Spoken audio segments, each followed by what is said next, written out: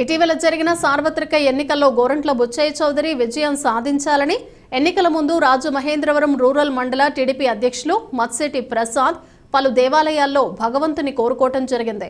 ఆ మేరకు దేవాలయాలకు వెళ్లి కొబ్బరికాయలు కొట్టి మొక్కు చెల్లించుకున్నారు.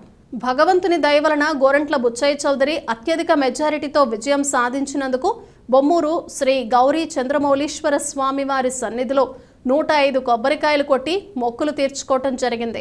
ఈ కార్యక్రమంలో కామిని ప్రసాద్ చౌదరి, భీమరశెట్టి రమేష్, బొప్పన నానాజీ, బొప్పర శ్రీను, మెట్ల వెర్రయ్య, కొయ్యలముడి ప్రసాద్, సాయిపురాజు ఫాని, సలాది సాయిబాబా, ముత్యాల సూరిబాబు, మద్దిపోటి రాంబాబు, మద్దిపోటి ప్రసాద్, పిల్ల తనూజ, పలివెల సత్యనారాయణ, కోటిపల్లి అమ్ములు, పితాని రాజు, పేట వీరలక్ష్మి, మరడాపు రాంబాబు, రాయుడు సునీల్, కంటిపూడి బాబీ, రొంగలి నరసింహనాయుడు, నడిగట్ల కామేష్, రాయుడు అలేఖ్య, ఏఎంజీ శ్రీను, మత్సేటి త్రిలోక్, కొండేటి ప్రసాద్, దుగ్గిరాల రాజేష్, కోటిపల్లి చంద్రశేఖర్, చిట్టూరి రమణ, నర్సిపూడి రంగ, దుద్దుపూడి టింకు, చిరంజీవి, సాంబారి సతీష్, నారాయణ, రమణ, శ్రీను తదితరులు పాల్గొన్నారు.